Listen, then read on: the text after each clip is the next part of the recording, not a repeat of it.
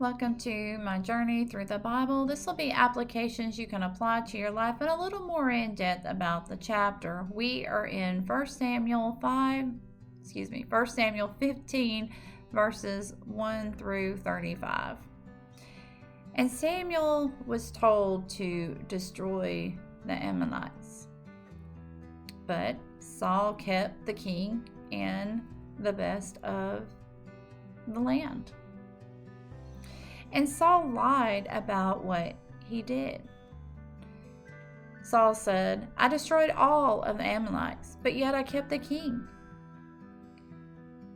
I destroyed all of the animals except for the best that I was going to sacrifice to God." You can see the contradiction before he even finishes his statement. And when we start to justify our sin, we are in bad shape. I did not sin, I only stole a car. I did not sin, I only cheated on my spouse. I did not sin, I only lied in court. I did not sin, I only killed one person. Do you see how easy it is to try to justify what is wrong? We need to see that breaking the law is wrong. And when we do our own thing, many times we are going to be breaking the law.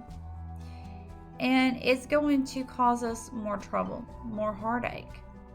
Now, Saul also played the blame game. The people wanted to keep the best of the animals. The people wanted to keep it so that they could sacrifice to the Lord. And Saul was king, so that means he had the last word. And maybe the people did want to keep him, and maybe it was a lie. Saul had told so many lies, it was hard to know what was true and what was not. Now, if you are a leader, you need to do the right thing, even if it makes other people mad. You can answer to man, or you can answer to God. I would choose to answer to God.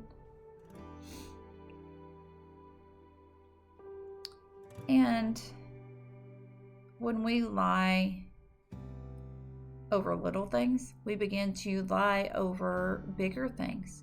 We even get to a point that we're lying so much that we believe our own lies. And then people around us, they're going to take notice and they're going to believe us. But eventually, those lies will be brought to light. The truth will be revealed, and then nobody is going to trust anything that you say. Now, Saul said that he kept the animals so that he could make the sacrifice to God. So, does that mean it's okay to steal money so that you can put it in the offering at church? To steal is a sin. And God does not want you to sin in order to obey Him. So don't try to justify your sin by saying, "I did it in honoring of God," or "I did it for the Lord." We will see that throughout the Bible, it is repeated several different times. To obey is better than to sacrifice. Look at the reason behind your actions. Are you giving money to the church because you have to? Or are you giving money to the church because you can see where it's going and you know that it is helping to be successful in the community and to reach other people? And God says that we are to give. But if you do not give, then God will bless those who will give. So, and it's not about the amount of money that you give as much as it is about being obedient and to be doing it with a cheerful heart. And God did not reject Saul as a person. He just rejected him as king. God was going to remove him as a king, but God would not remove his love that he had for Saul. And so God may remove you from an office, from a leadership position because of your sin or the wrong you have done. But he will not remove you from his love. And as a leader, you need to make sure that you set good examples, because a country is only as strong as its leader. Workers are only as good as their boss.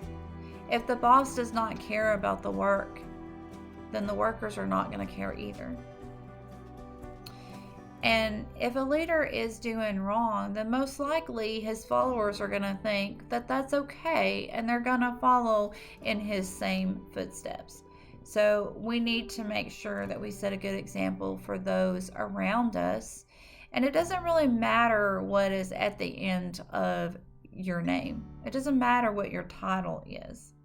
Now, Saul wanted to look good in front of the people, and he didn't seem to care much about his relationship with God. So, are you saving face? Do you want to look good in front of your peers and not really give a whole lot of thought to your relationship or how you look to God? Your friends and your co-workers are going to come and go, but God is going to be there for life. Your friends may or may not stand beside you when it comes down to the wire, but God will be with you even in the midst of your darkest hour. And friends and people sometimes look at what we have, but God looks at our heart and our sincerity.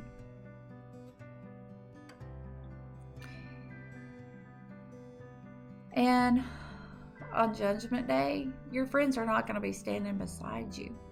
It's going to be you and God. And He's going to ask you about your relationship between Him and you. And then what will you say? Will you say you had a good relationship with God? Would you say you didn't have a relationship at all? Now would be a time to assess that, and if you feel like you wouldn't get a good report from God, then change that now. Start working on your relationship with God so that when you are standing before Him on Judgment Day, He will say, "This is my good and faithful son or servant or daughter. Enter in." May God be with you in everything and in every way.